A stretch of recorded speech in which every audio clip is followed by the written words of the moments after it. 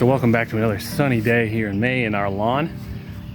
Just out here at lunch trying to get this done because I'm actually starting to achieve a level of dryness that allows me to do something with this, and there are storms coming later today. So I'm hoping here over the next hour or so I can get this kind of knocked down, and then whenever the rain looks like it's coming, we can get some seed down, our fertilizer down, and all that stuff, and go through that process here. But for now, we're gonna try to just tilled that again to get it nice and loose for me. So I'm kind of going through in hand screening. And so you can see this is where I've been able to get the stuff that I've screened and then dragged over. And then hopefully we can kind of rake this out again as well and get to a similar point over here. All right, guys, that was 3 days, I don't know, 8, 9, 10 hours of just suffering. If you're gonna do it this way, if you're gonna till up an existing section of turf that you have, it has to be dry. It has to. I underestimated how important it being dry was, because the tiller just won't work if it's wet. So it got a little bit drier today. I've done what I'm gonna call good enough. This will all settle. This is about the same thing that I did up there, and that's fine up there. Maybe next spring we'll do some sand leveling of anything that sinks, but we're there. I'm gonna get myself just cooled off a little bit, take a break, and then before the rain comes this afternoon, gonna come through here, seed it, fertilize it, and start watering. I'd be more excited, but I'm just gassed. So it's gonna be a long recovery for me. For you, it'll just be this cut. All right, so it is time to seed. Here's the lineup that we got. First of all, welcome back. It's good to see you again. But, so a little bit different than my how to grow grass seeds successfully in the summer video. So I have a bigger bag of a 10-10-10. So we're just gonna put down, I'm gonna do 15 pounds of that, get about 1.5 pounds of everything. And then the seed at 2 pounds per 1,000. O2 microgreen for some micros, and then RGS, and we're going to keep applying RGS weekly at 3 ounces to try to help get the soil helpful for the grass seed to take root. Now here at this step you can do a ton of different things, but you will need to know about what your soil is. So because I've always known that I was going to be killing off and renovating my front yard section by section, I haven't treated it at all since last spring. I put Milo down before I realized this was going to be my plan. So it's nutrient deficient, so I'm not too worried about getting carried away with what I'm putting down. But you can use starter fert is usually the marketing, starter fertilizer, fertilizer for new grass. Those are the types of things you're going to see, and they're going to be high phosphorus fertilizers, because phosphorus is going to help the grass take root, help it grow, develop a root system, and get healthy as quickly as possible. The couple additional things I'm using, RGS, O2 microgreen, those types of things are not necessary. If you don't have those, you will absolutely be able to grow grass, because this is my low effort seeding in here, and you can see there's a ton of germination in here. I didn't fertilize, all I did was my spring fertilizer, and then I've just watered it ever since. But if you want to take the time, put the effort in, if you're somebody like me that takes this seriously, thinks it's fun, you can get carried away with a lot of these other products to help make sure that it's going to work. You also don't need a $150 10 bag of seed. You can go grab Scott's Sun and Shade. Again, that I just showed you, that is Scott's Sun and Shade mix. It's a small area, so I bought a 7-pound bag. It was like $15. That's fine. That is going to be perfectly fine. I'm just doing something special in the front because it's fun.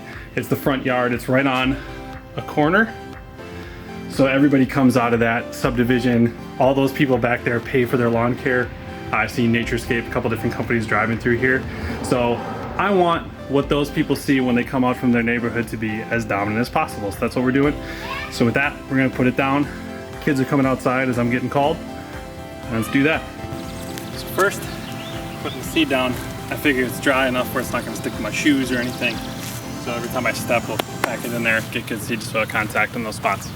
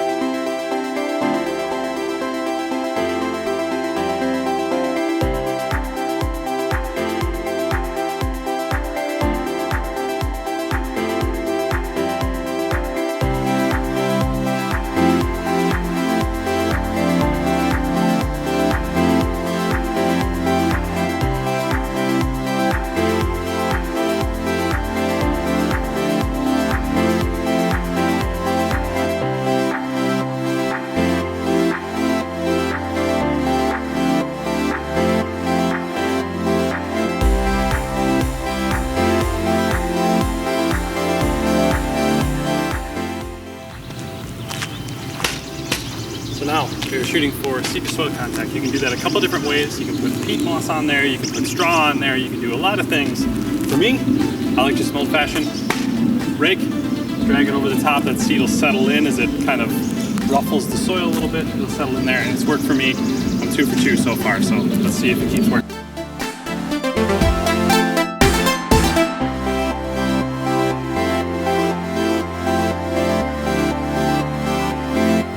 So the 2 products, we're gonna go microgreen at 9 ounces per 1,000 and RGS at 6 today, and then 3 for subsequent applications.